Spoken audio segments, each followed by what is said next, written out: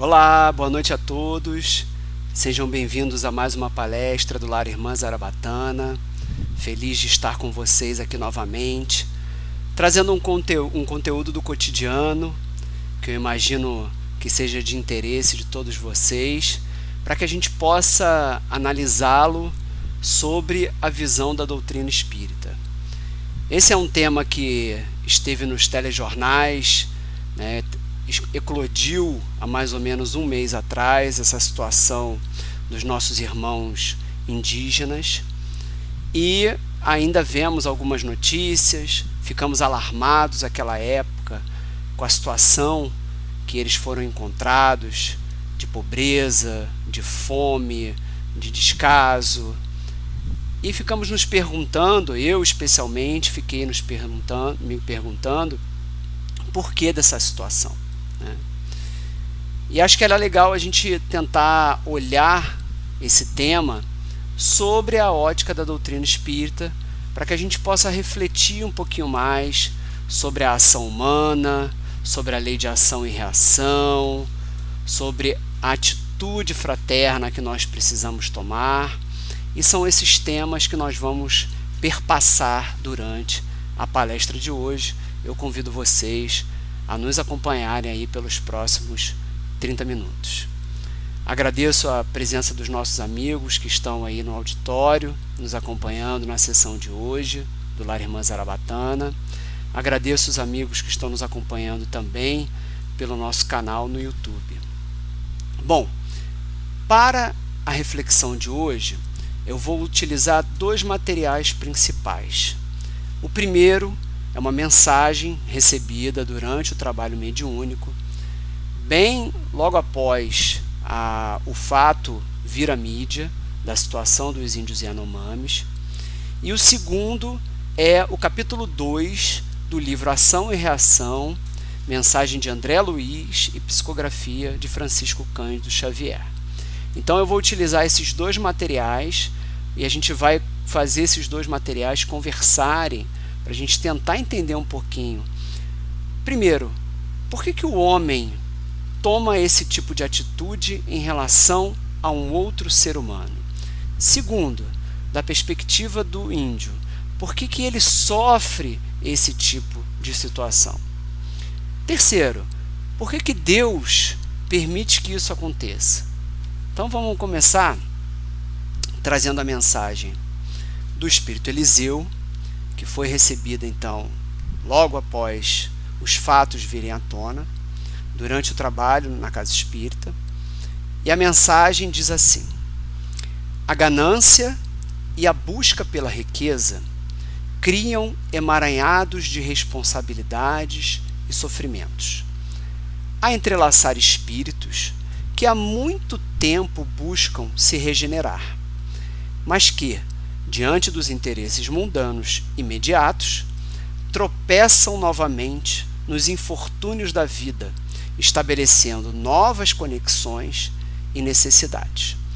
Pois bem, não é segredo para ninguém que no atual estágio planetário que estamos, nessa vida globalizada, capitalista que estamos vivendo, a ganância, a riqueza, o poder são elementos que ainda atraem muito o interesse do ser humano e que por muitas vezes a busca, por esses elementos fazem com que o homem se sobreponha a outro, faça com que ele cometa crimes em relação a outro, faz com que ele tente passar por cima, enganar, etc, etc, vislumbrando ou iludido pelo poder, pela busca de bens materiais que, teoricamente, vão trazer a satisfação pessoal e uma verdadeira felicidade.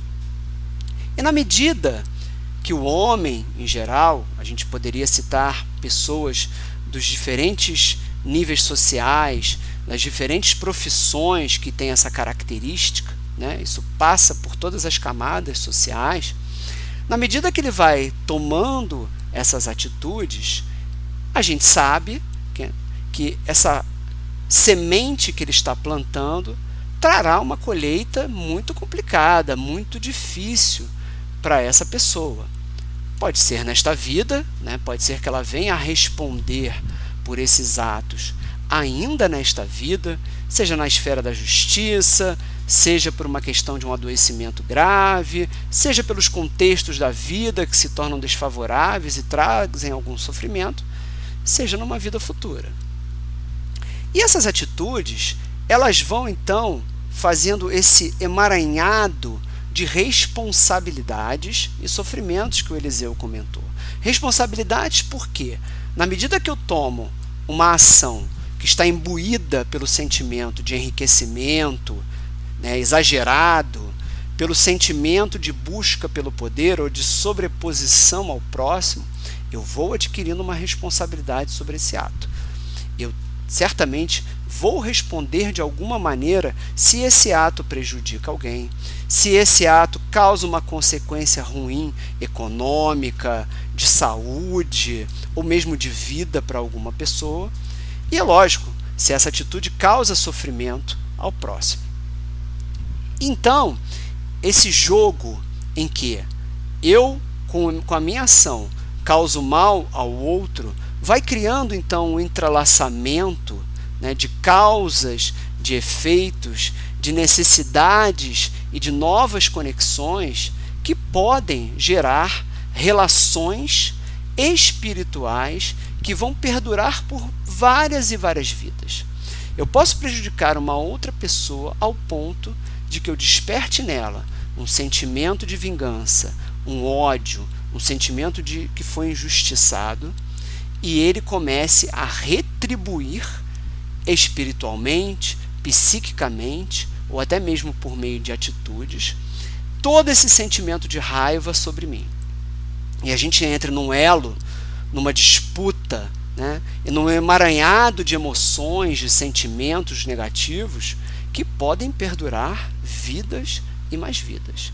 Então, esse equívoco que muitos de nós cometemos trazem as suas consequências que nós estamos acostumados a ver na literatura espírita, explicadas ali no Livro dos Espíritos, ou mesmo na literatura de André Luiz e tantos outros espíritos que vieram nos mostrar a lei de ação e reação, a lei de causa e efeito, e como a lei de renascimento, a lei de reencarnação, é o fator responsável para buscar o ajuste dessas situações. Pois bem, então vamos passar agora pelo livro de mesmo nome de André Luiz, chamado Ação e Reação, que no capítulo 2, o instrutor Druso, que orienta os trabalhos ali de André Luiz naquela passagem, vem explicar também um pouquinho sobre a lei de ação e reação nessa perspectiva. E ele diz assim: o pretérito, o passado, ele fala em nós com gritos de credor exigente. Então, o passado vem nos cobrar como um credor as atitudes erradas que tomamos anteriormente, amontoando sobre as nossas cabeças os frutos amargos da plantação que fizemos. Daí, os desajustes e enfermidades que nos assaltam a mente, desarticulando-nos os veículos de manifestação. Porque muitas vezes os frutos desses nossos equívocos, eles se manifestam numa vida atual, por exemplo, através de uma enfermidade grave, uma enfermidade congênita, por algum desajuste mental que nós tenhamos, né? E todas as doenças que nós conhecemos e que estão sendo estudadas e que muitas vezes a ciência não consegue explicar com tanta precisão, com tanta assertiva, e que a doutrina espírita vem nos dizer que ela é consequência desses nossos equívocos e uma necessidade que nós muitas vezes escolhemos para reajustar algum erro do passado. Admitimos que a transição do sepulcro fosse lavagem miraculosa, diz o Druso, né? Que quando a gente morresse, todos os nossos pecados, todos os nossos problemas estariam salvos, porque não existiria vida após a morte, liberando-nos o espírito. Mas ressuscitamos no corpo sutil de agora, desta encarnação, com os males que alimentamos em nosso ser, com com as necessidades evolutivas que precisamos cumprir, com as lições morais que precisamos alcançar para cada vez nos melhorarmos. E é por isso que nascemos no atual lugar, com a atual família, na atual situação financeira, né? Com características nessa atual reencarnação que nós temos a capacidade de superar, de transformar, de dar nova direção de acordo com o nosso pensamento e o nosso livre-arbítrio. De novo, se seguimos pelo caminho correto, se prestamos atenção nos ensinamentos do Cristo, se procuramos ter uma vida de bem, organizada, fazendo o nosso melhor, estaremos certamente cumprindo um papel importante nessa escalada evolutiva espiritual. Mas se decidimos cometer equívocos graves, fazer o mal, trazer sofrimento alheio, certamente estamos nos desviando desse caminho e atrasando o nosso melhoramento e mais, construindo novas conexões e novas necessidades reencarnatórias. Equívocos, todos nós estamos sujeitos a cometer. É claro, podemos errar, tropeçar, cair, levantar. O importante é tentar de novo, perdoar aquele que nós cometemos o mal ou que nos cometeu o mal, procurar exercer diariamente o amor, o otimismo, a coragem, a bondade em todos os aspectos da nossa vida. E aos pouquinhos vamos então subindo nessa escala evolutiva. Pois bem, Eliseu então nos propõe uma reflexão que certamente, se não fizemos, poderemos estar fazendo agora. Olhando a situação desses índios, na característica que eles foram encontrados, fome, desnutrição, adoecimentos graves, pobreza, descaso do poder público, maldades sendo cometidas, crimes, né, provenientes ali daquela exploração profissional que vinha acontecendo em suas terras. Mas seria Deus capaz de deixá-los a essa sorte?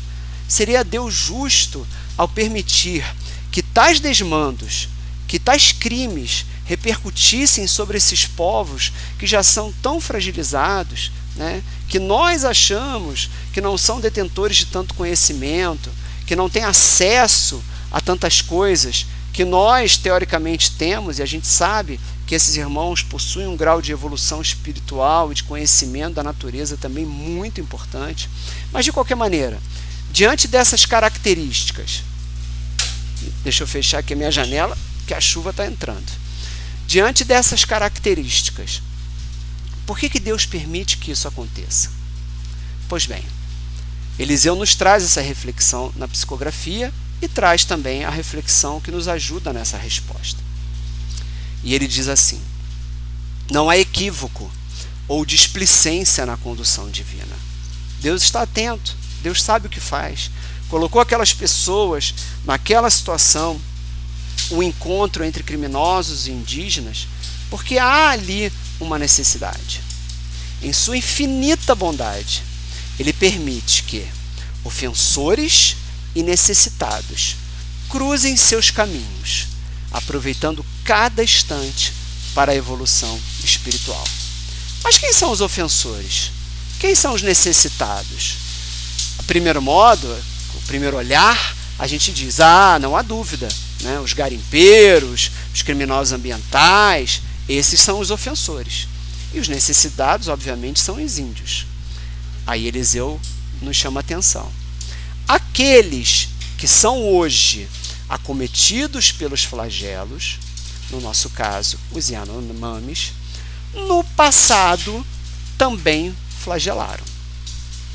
Também foram ofensores. E agora tem a dura prova do sofrimento. Pois bem, Felipe, então você está nos dizendo que a justiça divina ela é punitiva, né? Você cometeu o mal, você vai cumprir uma pena e você vai nascer numa determinada condição penosa para que você possa aprender, para que você possa pagar os seus erros. Vamos mudar um pouquinho essa visão.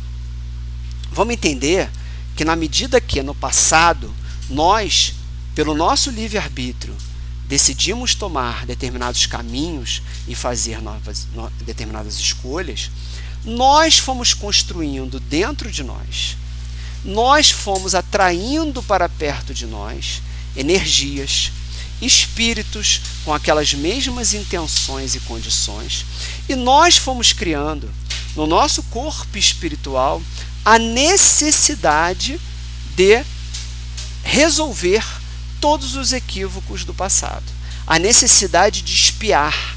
E lá, no momento que estávamos planejando a nossa atual reencarnação, nos reunimos ali com os nossos protetores, com os nossos amigos espirituais, e pedimos a eles que, pelo amor de Deus, nos dessem a oportunidade de reencarnar em condições deploráveis, em passar por provas difíceis, sociais, econômicas, de emprego, de doenças, porque nós estávamos extremamente tristes, arrependidos, envergonhados por tudo que tínhamos feito de errado e que causou tanto dano aos outros. Então não é um Deus juiz que vem com seu martelo, né, e bate e determina uma sentença para cada um de nós.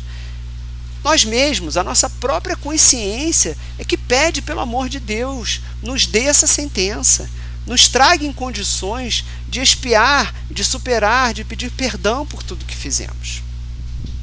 E Eliseu continua. É através dessa dor que esses irmãos estão tendo a chance de experimentar o cuidado e a caridade. Lições preciosas para aqueles que ainda precisam criar dentro de si essas virtudes. Então, muito possivelmente, esses irmãozinhos, né, que cometeram seus erros, seus pecados no passado, agora, diante dessa situação deplorável, estão pedindo e agradecendo e experimentando o cuidado, o amor, a fraternidade, a ajuda, e vão dentro de si criando esses valores maravilhosos, esse amor que talvez eles não puderam sentir nas vidas anteriores.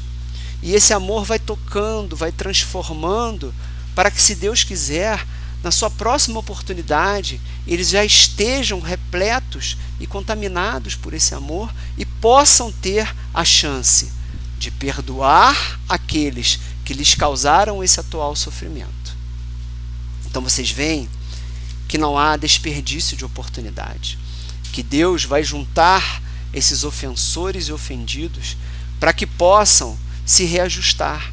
E cabe somente a eles tomarem a decisão de não mais ofenderem o próximo, de romperem esse ciclo de ofensas e terminarem com esse círculo vicioso de reencarnações de que um vai prejudicando o outro, como nós já podemos ver em tantas passagens e tantos exemplos que André Luiz nos trouxe na sua obra que começa em Nosso Lar. Então voltemos agora ao Druso, lá em Ação e Reação. Se somos vítimas de nós mesmos, né, somos causadores desse sofrimento que estamos colhendo nesse momento, somos igualmente beneficiários da tolerância divina. Aí está a justiça de Deus, a benevolência, o amor, a compaixão divina, que entende que nós somos falíveis, mas que vai sempre nos dar uma nova oportunidade reencarnatória e vai nos permitir, agora, os irmãos Yanomamis, a experimentarem esse amor, esse carinho, essa fraternidade. A tolerância divina que nos descerra os santuários da vida para que saibamos expiar e solver, restaurar e ressarcir os que prejudicamos. Nutrindo propósitos de regeneração e melhoria, somos hoje criaturas despertando, que se afinam tão entranhadamente um com o outro, como nós e nossos feitos. Achamos-nos imbuídos do sonho de renovação e de paz, né? Todos nós, aspirando à imersão na vida superior, todos nós queremos encontrar esse caminho de felicidade. Entretanto, quem poderia adquirir respeitabilidade sem quitar-se com a lei? Ninguém avança para frente sem pagar as dívidas que contraiu. Muito bem. Vamos então agora à última passagem da mensagem do Espírito Eliseu. Mas então, outra reflexão interessante que ele traz. Por que devemos interferir nessa situação? Por que não deixar que a vida tome o seu rumo sozinha? Pois bem, se os Yanomamis estão passando por essa situação, porque um dia também foram ofensores, também prejudicaram alguém, e agora estão espiando essa dor e passando por esse sofrimento diante da necessidade de experimentar a ajuda, o carinho, o cuidado, por que nós vamos ajudá-los? Por que não deixemos que eles sofram para que eles possam expiar completamente as suas dores? Por que um doente grave deveria se tratar e não deveria sofrer e expiar a sua dor? Por que alguém que está na pobreza, por que precisamos ajudar alguém que está na pobreza? Não estaríamos interferindo ali no seu planejamento reencarnatório e atrapalhando a sua evolução espiritual que vai ser experimentada diante daquela pobreza? Olha só que pergunta interessante. Pois bem, Eliseu nos diz, Jesus nos ensinou que devemos olhar a dor do outro com compaixão, sem julgamento. Acho que esse é o principal, gente, sem julgamento. Quando a gente vai ajudar alguém, por exemplo, na rua, um pedinte, muita gente pensa assim, mas ele vai comprar cachaça, mas ele vai comprar droga, mas essa pessoa está se aproveitando das crianças que estão aí no seu colo, mas ele vai pegar essa lata de leite e vai vender ali na frente. Veja bem, não nos cabe julgar, nos cabe ajudá-la, nos cabe tentar despertar dentro dela essa compreensão de que existe amor para tentar tirá-la daquela situação. Se ela está fazendo um uso indevido dessa ajuda, infelizmente a responsabilidade e a consequência será dela. Infelizmente, o sofrimento continua sendo dela. A nós cabe fazer o melhor. A nós cabe prestar a ajuda. E assim vale para os Yanomamis. Continua Eliseu, fazendo o nosso melhor para propagar o amor e o perdão. Sentir-se acolhido, querido, como esses índios, é uma forma de levar ao perdão. É uma forma deles conseguirem romper esse ciclo de ofensas e de ofendidos. E de romper o ciclo de encarnações daninhas, levando então ofensor e ofendido a um novo rumo de união. Portanto, façamos a nossa parte. Muito bem. Acho que dispensa comentários, né? E eu vou terminar então, mais uma vez, com o instrutor Druso, que diz assim: dispondo de novas oportunidades de trabalho no campo físico, aqui no planetinha Terra, é possível refazer o nosso destino, solvendo escuros compromissos e, sobretudo, promovendo novas sementeiras de afeição e dignidade, de esclarecimento e de ascensão.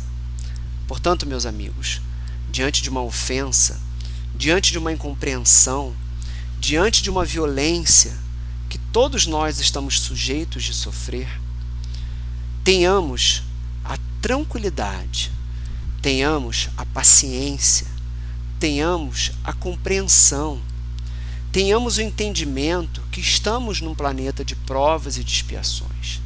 Tenhamos o entendimento que todos nós somos espíritos imperfeitos, capazes de errar. E ao invés de plantar o ódio, a vingança, ao invés de plantar a raiva, optemos, porque Druso está nos dizendo, novas sementeiras de afeição e de dignidade, de esclarecimento e, consequentemente, de ascensão. Mudemos a nossa atitude, Rompamos esse ciclo vicioso e doentio e daninho em que vamos fazendo mal uns aos outros. Os nossos familiares, os nossos colegas de trabalho, aqueles que nos circundam na nossa convivência, são as nossas grandes provas, são os nossos grandes testes, né? A nos colocar em situações difíceis, desconfortáveis, muitas das quais reagimos instintivamente.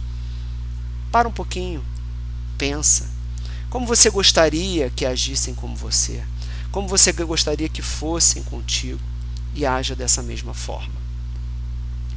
Sujeitando-nos às disposições das leis que prevalecem na esfera carnal, teremos a felicidade de reencontrar velhos inimigos na família, no trabalho, nas relações comunitárias, na casa espírita, por que não?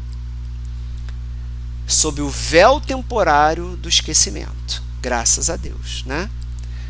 Que nos facilita, assim, a reaproximação preciosa. Imagina se você olha agora para o lado, para o seu cônjuge, ou para o seu filho, para o seu colega médium, ou para quem está sentado do seu lado aí na casa espírita, e recorda que foi ele o responsável por um sofrimento inimaginável numa vida anterior. Como seria a sua relação com ele a partir de agora? Seria essa que você tem? Talvez fraterna, amorosa, respeitosa e tranquila? Ou a partir de agora você olharia de um jeito diferente? Opa, que negócio é esse? Peraí, esse cara não é tudo que eu estava imaginando, não é mesmo? Então, o véu do esquecimento nos é um remédio milagroso que nos ajuda a deixar tudo para trás, né? Que é o que sempre devemos fazer em nossa vida. Esquecer o passado e construir um novo futuro daqui para frente dentro daquilo que a gente acredita, dentro dos valores morais e do amor que a gente acredita que vai prevalecer nesse planeta de regeneração que está em franca construção. Dependerá desse modo de nós mesmos converter esses velhos inimigos em amigos e companheiros, de vez que, padecendo-lhes a incompreensão e a antipatia, com humildade e amor, sublimaremos juntos nossos sentimentos e pensamentos, plasmando novos valores de vida eterna em nossas almas. Meus amigos, com as lições trazidas hoje e humildemente refletidas aqui por mim, por Eliseu na psicografia e por o instrutor Druso na obra de André Luiz, eu agradeço imensamente a presença de todos vocês por terem me acompanhado nessa palestra. Espero que essa reflexão nos ajude a pensar sobre inúmeras situações que temos visto e vivenciado na nossa vida. E mais uma vez, deixamos os canais do Lar Irmã Zarabatana abertos a vocês, para que possam nos pedir palestras e reflexões outras sobre temas que ainda não abordamos. Envie um e-mail, envie uma mensagem através do nosso grupo no Facebook e assistam às nossas outras palestras do Lar Irmã Zarabatana. Muito obrigado e uma boa noite a todos.